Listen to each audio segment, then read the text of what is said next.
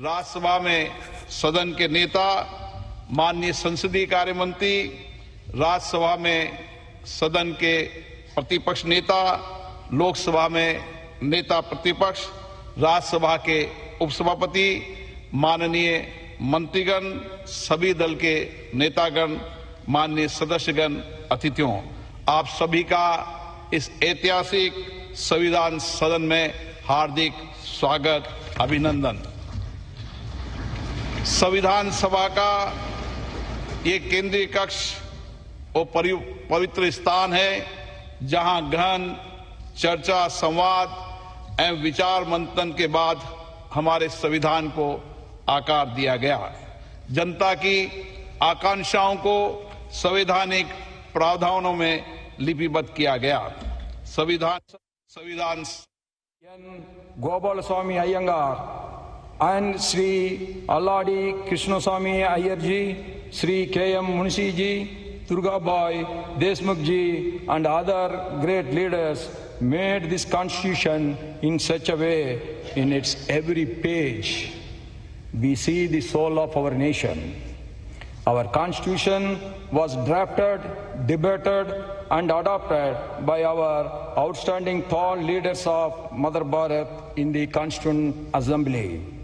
It embodies the collective wisdom, sacrifice and the dreams of millions of our countrymen who fought for freedom. The great scholars, drafting committee and the members of the Constituent Assembly gave insightful thoughts to fulfill the hopes and aspirations of crores and crores of Indians. Their selfless contribution make Bharat as the largest democracy in the world today. Our constitution was born out of intellect and lived experience, sacrifices, hopes and aspirations. The soul of our constitution has proved that Bharat is one and it will be one forever.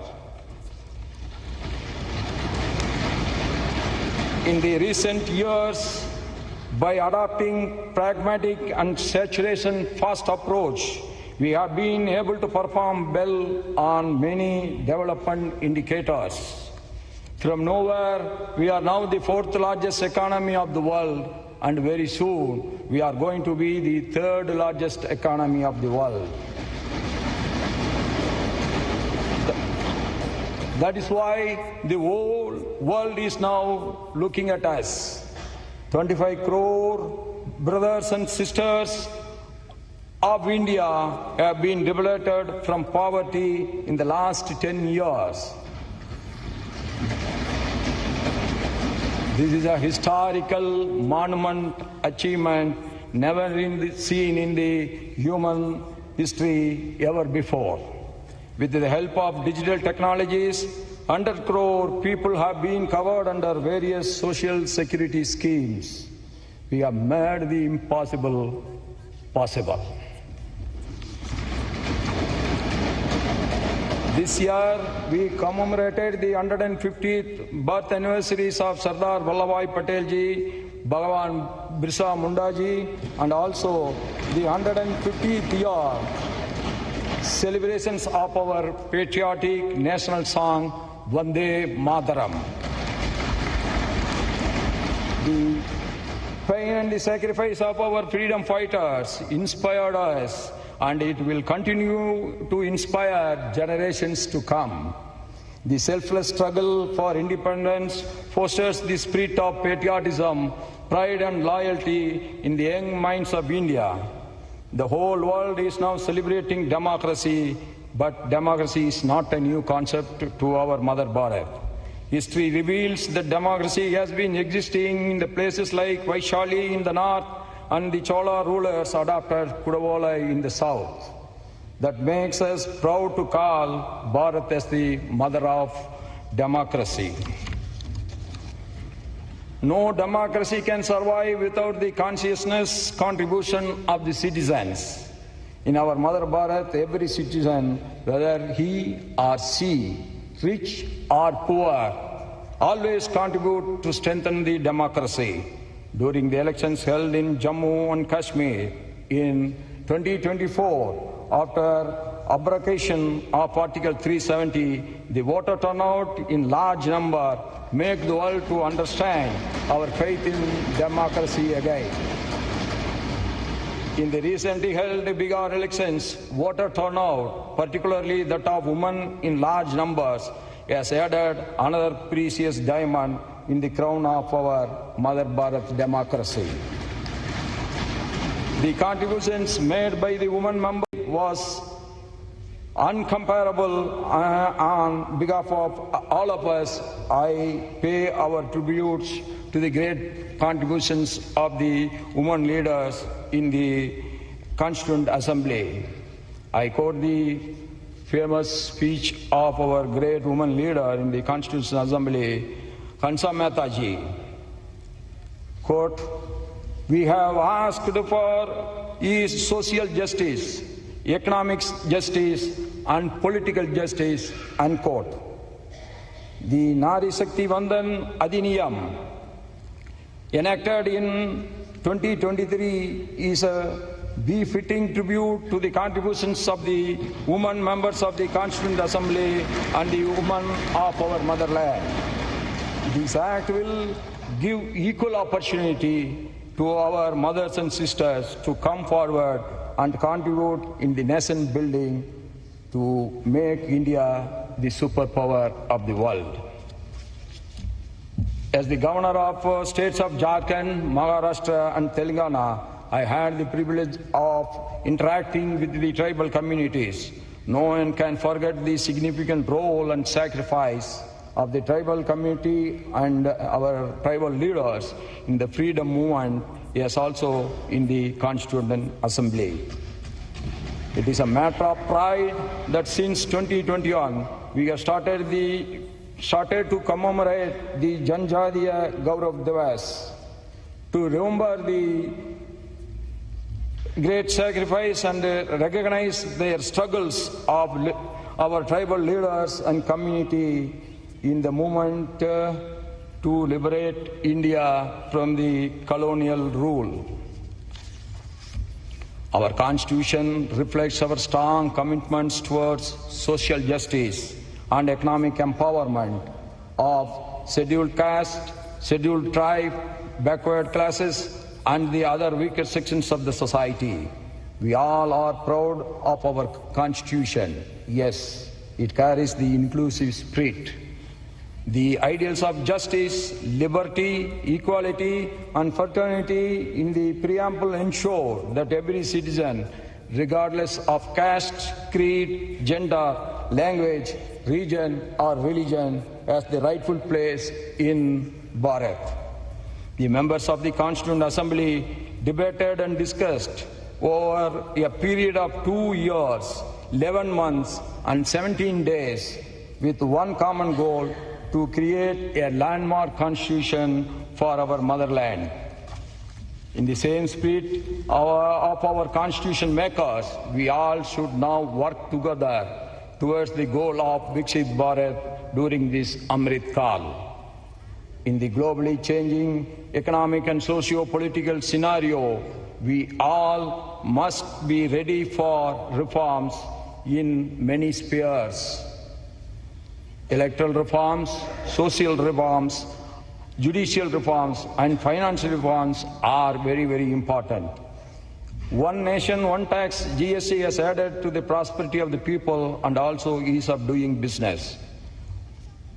One nation, one tax, GST paved the way for removing complicated multi-tax system and also in removing the check posts all over the country overnight. This proved that the government had a lot of faith in common man. Similarly, our Jandan Aadhaar Mobile JAM have added to ease of living for crores of our Indian citizens. Direct benefit transfer, DBT, has ensured that the benefits reach the last citizen living in the remote corner of the country directly. No one is in between the government and the beneficiary.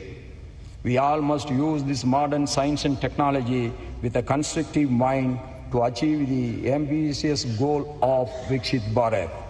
No country can made great just like that without the contribution of the people. We all have to perform our respective roles with duty consciousness. As people's representatives, it is our prime duty, be in the parliament or in the state legislators or in the local bodies, to adopt dialogue, debate and discussion to serve the people's rightful aspirations. The greatest tribute to our magnificent Constitution on this day is to pledge ourselves to live up to the values of the Constitution. Jai Hind, long live Mother Bharat.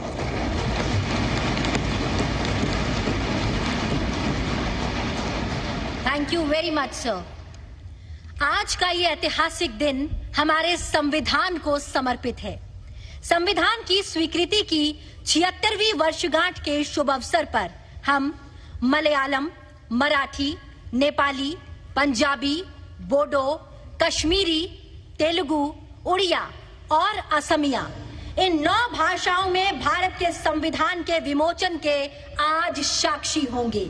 जी हाँ, इनमें बोडो और कश्मीरी का पहली बार संविधान में संस्करण होने जा रहा है और अन्य भाषाओं में कॉन्स्टिट्यूशन का अपडेटेड संस्करण शामिल है, जिसमें पंजाबी का संस्करण 50 साल के बाद हो रहा है। माननीय राष्ट्रपति जी, कृपया इनका लोकार्पण कर इस क्षण को इतिहास में स्वर्ण अक्षरों से अंकित करने की कृपा करें। भारत के संविधान का उसकी 8वीं अनुसूची में उल्लिखित 22 भाषाओं में से 9 भाषाओं असमिया, बोडो, कश्मीरी, मलयालम, मराठी, नेपाली, उड़िया, पंजाबी, तेलुगु का विमोचन किया जा रहा है, जिनमें बोडो और कश्मीरी नवीनतम प्रथम संस्करण है व अन्य भाषाओं में अद्यतन संस्करण है। हमारी ये 9 भाषाएं असम, केरल, महाराष्ट्र, सिक्किम, ओडिशा, पंजाब, आंध्र प्रदेश तथा तेलंगाना और जम्मू कश्मीर संघ राज्य क्षेत्र में जनसाधारण द्वारा प्रयोग में लाई जाती है। बहुत बहुत धन्यवाद।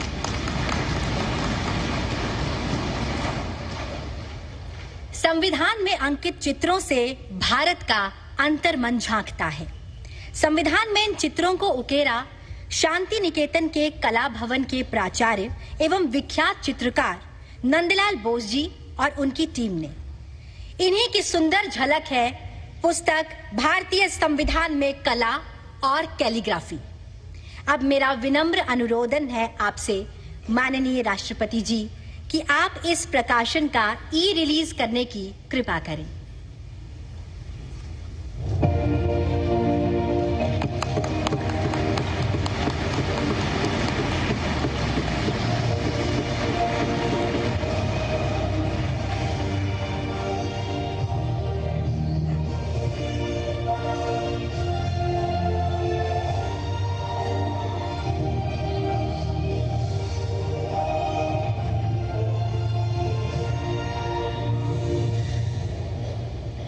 बहुत बहुत धन्यवाद।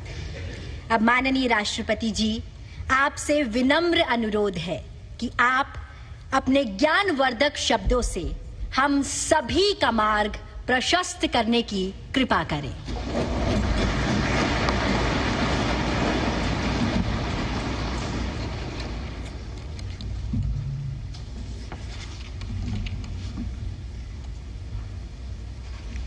उपराष्ट्रपति श्री सीपी राधाकृष्णन जी, प्रधानमंत्री श्री नरेंद्र मोदी जी, लोकसभा अध्यक्ष श्री ओम बिरला जी, राज्यसभा के उपसभापति श्री हरिवंश जी, राज्यसभा में सदन के नेता श्री जेपी नाडा जी, राज्यसभा में विपक्ष के नेता श्री मल्लिकार्जुन खड़गे जी, संसदीय कार्य मंत्री श्री किरेन रिजिजू जी, लोकसभा में विपक्ष के नेता श्री राहुल गांधी जी, सभी सांसदगण और प्यारे देशवासियों,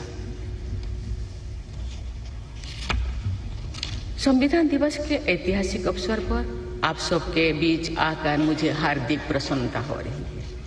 आज ही के दिन 24 नवंबर 1949 को संविधान सदन के इसी के केंद्रीय कक्ष में संविधान सभा के सदस्यों ने भारत के संविधान के निर्माण का कार्य संपन्न किया था। आज ही के दिन उस वर्ष हम भारत के लोगों ने अपने संविधान को स्वाधीनता के बाद संविधान सभा ने भारत की अंतरिम संसद के रूप में भी कर्तव्य निर्वहन किया।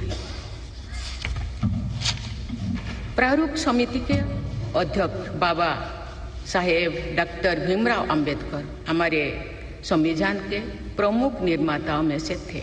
बाबा साहेब की 125वीं जयंती के वर्ष में यानी सन 2015 में 24 नवंबर को प्रतिवर्ष संविधान दिवस के रूप में मनाने का निर्णय लिया गया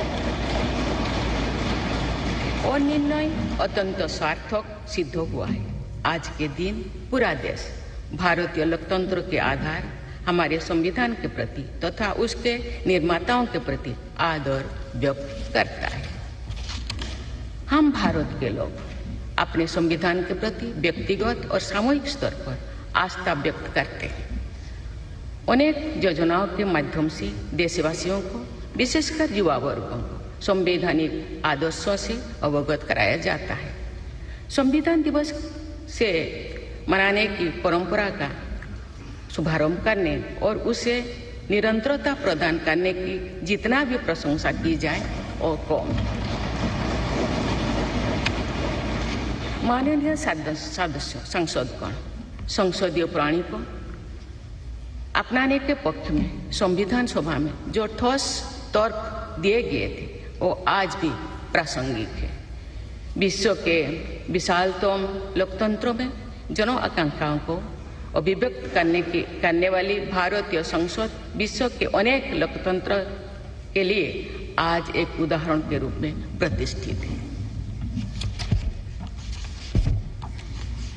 हमारे संविधान निर्माता चाहते थे कि संविधान के माध्यम से हमारा सामूहिक और व्यक्तिगत स्वाभिमान सुनिश्चित रहे।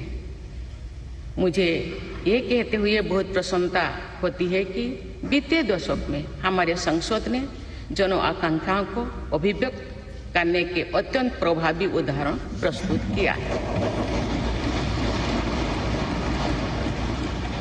संविधान निर्माताओं की अपेक्षाओं पर खरा उतरने के लिए मैं आप सभी सांसदों को बहुत बहुत बधाई देती हूँ।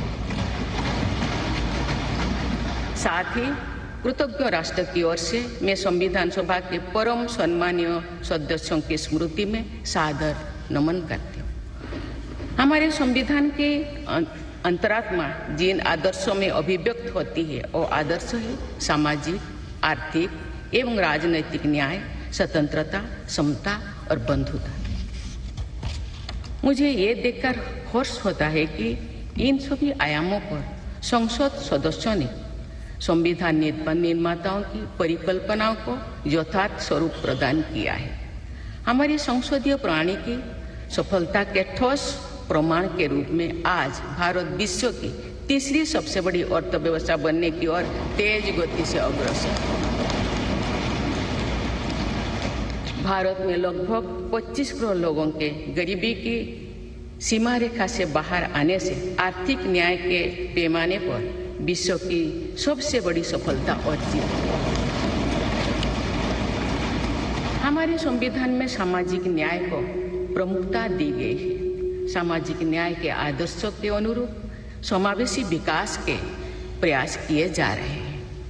ऐसे अनेक प्रयासों में इकोनॉमिकली वीकर सेक्शंस के लिए शिक्षण संस्थाओं और रोजगार में आरक्षण का प्रावधान करना, दिव्यांगजनों की परिभाषा को विस्तार देते हुए उनके हित में विशेष अधिनियम लागू करना और उसे कार्यरूप देना तथा राष्ट्रीय पिछड़ा वर्ग आयोग को संवैधानिक दर्जा प्रदान करना शामिल है।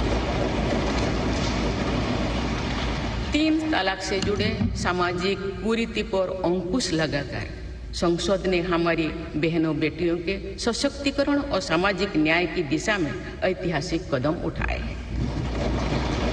देश के आर्थिक एकीकरण के लिए स्वाधीनता के बाद का सबसे बड़ा टैक्स सुधार गुड्स एंड सर्विसेज टैक्स के रूप में किया गया है। आर्टिकल 370 के प्रावधानों को निरस्त करके देश के समग्र राजनैतिक एकीकरण के मार्ग में बाधक बने हुए अवरोध को दूर किया गया।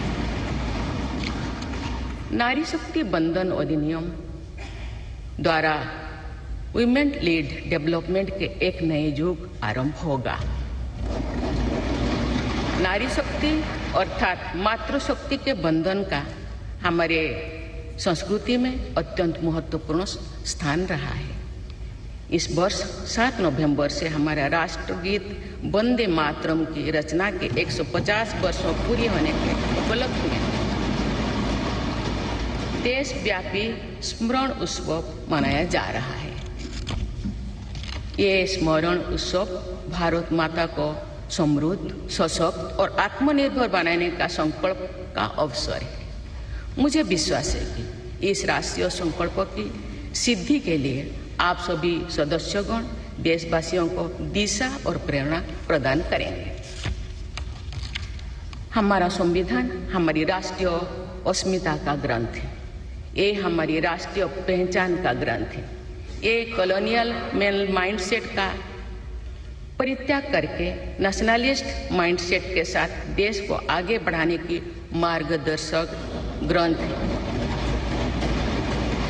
इसी भावना के अनुरूप सामाजिक और तकनीकी बदलाव को ध्यान में रखते हुए क्रिमिनल जस्टिस सिस्टम से जुड़े महत्वपूर्ण अधिनियम लागू किए गए। दंड के स्थान पर न्याय की भावना पर आधारित भारतीय न्याय संहिता, भारतीय नागरिक सुरक्षा संहिता और भारतीय साक्ष्य अधिनियम को लागू किया गया है। ऐसे अनेक प्रगतिशील वैधानिक को सार्थक विमर्श के बाद पारित करने के लिए मैं संसद सदस्यों की मुक्त कंठ से सराहना करती हूँ। संविधान संशोधन के प्रावधानों के महत्व पर चर्चा करते हुए इस बात को रेखांकित किया गया था कि संविधान में ही ऐसी व्यवस्था होनी चाहिए जिसके बल पर भावी पीढ़ियां आवश्यक अनुसार समयानुकूल संशोधन कर सके। इस प्रकार संविधान निर्माताओं ने हमारे संविधान को गतिशीलता और जीवंतता प्रदान की है। माननीय सांसदगण, हमारे संविधान निर्माताओं ने भारत के लोकतंत्र को संवैधानिक आधार प्रदान करने के साथ साथ हमारी राष्ट्रीय एकता का ताना बाना भी बुना। संविधान निर्माण में अग्रणी भूमिका निभाने के साथ साथ सरदार पटेल ने अनेक रियासतों के विलय का महान कार्य करके भारत की एकता को नया स्वरूप दिया। इस वर्ष सरदार पटेल की 150वीं जयंती देशवासियों ने मनाई। उनकी 150वीं जयंती के उपलक्ष्य में पिछले वर्ष से आगामी वर्ष तक चलने वाले कार्यक्रम के माध्यम से देशवासी राष्ट्रीय एकता तथा गौरव की आदर्शों से जुड़ेंगे। हमारी संसद हमारे राष्ट्र का प्रतिबिंब है। लौह पुरुष सरदार वल्लभ भाई पटेल के आदर्शों को प्रसारित करने तथा कार्यरूप देने में आप सबका योगदान महत्वपूर्ण है। जौन अभिव्यक्ति को परिलक्षित करने वाली हमारे संसदीय प्रणाली विभिन्न आयामों पर और अधिक मजबूत होती गई है। वयस्क मताधिकार का प्रावधान करके हमारे संविधान द्वारा जनता के विवेक पर जो आस्था व्यक्त की गई है, उसकी सफलता की विश्व के अन्य अनेक देशों में सराहना की जाती है। पिछले कुछ वर्षों के दौरान महिला मतदाताओं द्वारा बढ़ चढ़कर मतदान करना हमारी लोकतांत्रिक चेतना को विशेष सामाजिक अभिव्यक्ति देता है। महिला युवा, गरीब, किसान, अनुसूचित जाति और जनजाति समुदाय के हमारे देशवासी, मिडिल क्लास तथा न्यू मिडिल क्लास के लोग हमारी लोकतांत्रिक प्रणाली को पंचायत से संसद तक मजबूती से दे रहे हैं। हमारी समावेशी लोकतंत्रों में जन जन की भागीदारी को प्रोत्साहित किया जा रहा है। धरती आबा भगवान बिरसा मुंडा की जयंती के दिन जनजातीय गौरव दिवस मनाने की परंपरा शुरू की गई है और उसे बहुआयामी विस्तार दिया जा रहा है। भगवान बिरसा मुंडा की 150वीं जयंती से जुड़े समारोह वर्षों पर्यंत आयोजित हुई। विरासत और विकास को जोड़ने वाली जनजातीय परंपराओं का संरक्षण और संवर्धन किया जा रहा है। संवैधानिक आदर्शों में निहित सर्वसमावेशी दृष्टि हमारी शासन व्यवस्था को दिशा प्रदान करती है। हमारे संविधान में निहित नीति निर्देशक तत्व हमारी शासन व्यवस्था के लिए मार्गदर्शन प्रदान करते हैं। संविधान सभा के अध्यक्ष डॉक्टर राजेंद्र प्रसाद ने कहा था कि जो स्वाधीनता हमने प्राप्त की है उसकी रक्षा करना और उसको बनाए रखना तथा जनसाधारण के लिए उसको उपयोगी बनाना उन पर निर्भर करता है जो इस संविधान का क्रियान्वयन करेंगे। ये प्रसन्नता का बात है कि हमारी संसद ने डॉक्टर राजेंद्र प्रसाद जी के अपेक्षा के अनुरूप राष्ट्रहित में कार्य किया है तथा जन सामान्यों के जीवन को बेहतर बनाने के लिए निरंतर प्रयास किए। अंत्योदय की इसी दृष्टि के साथ आधुनिक विकास का समन्वय करके भारत विश्व समुदाय के समूह विकास का एक नया मॉडल प्रस्तुत कर रहा है। विश्व स्तरीय इंफ्रास्ट्रक्चर के विकास से लेकर जन कल्याण की सुविधाओं को 100% लाभार्थियों तक पहुंचाने के प्रयास हमारी राष्ट्रीय प्रगति को अतुलनीय विस्तार देते हैं। संवैधानिक व्यवस्था के अनुसार आगे बढ़ते हुए हमारे देश की कार्यपालिका, विधायिका और न्यायपालिका ने देश के विकास और देशवासियों के जीवन को संबल प्रदान किया है। संसद के दोनों सदनों के सदस्यों ने हमारे देश को आगे बढ़ाने के साथ साथ गहन राजनीतिक चिंतन की स्वस्थ परंपरा विकसित की है। आने वाली कालखंड में जो विभिन्न लोकतंत्रों और संविधानों का तुलनात्मक अध्ययन किया जाएगा तो भारतीय लोकतंत्र और संविधान का विवरण स्वर्णाक्षर में किया जाएगा। आप सभी सदस्यगण हमारे संविधान और लोकतंत्र की इस गौरवशाली परंपरा के संभावक भी है, निर्माता भी है और साक्षी भी है। मुझे विश्वास है कि हमारी संसद के दिशा निर्देश में भारत को विकसित राष्ट्र बनाने के संकल्प को अवश्य सिद्ध किया जाएगा। इसी दृढ़ विश्वास के साथ मैं सभी माननीय सदस्यों को संविधान दिवस की पुनः बधाई देती हूँ और सभी देशवासियों की स्वर्णिम भविष्य की कामना करती हूँ। धन्यवाद। जय हिंद, जय भारत।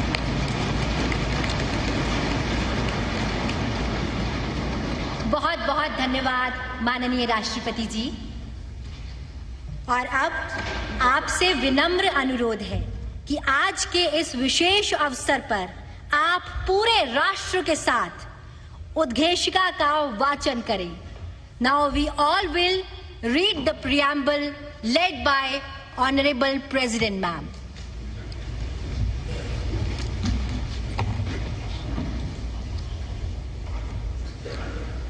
हम भारत के लोग भारत को एक संपूर्ण प्रभुत्व संपन्न सामाजिक पंथनिरपेक्ष लोकतंत्रात्मक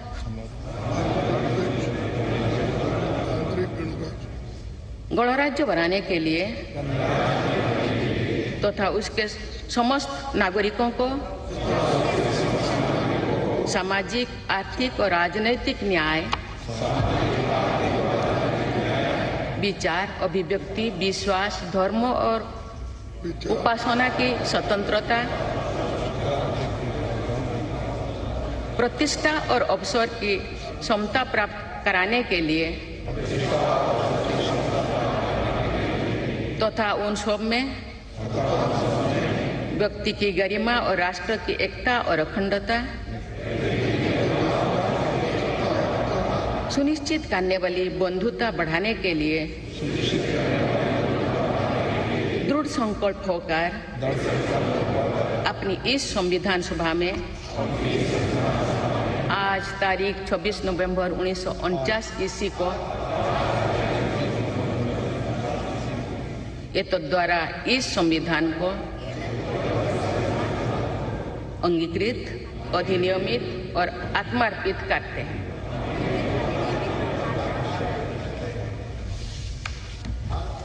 भारत माता की जय। और अब राष्ट्रगान का सम्मान।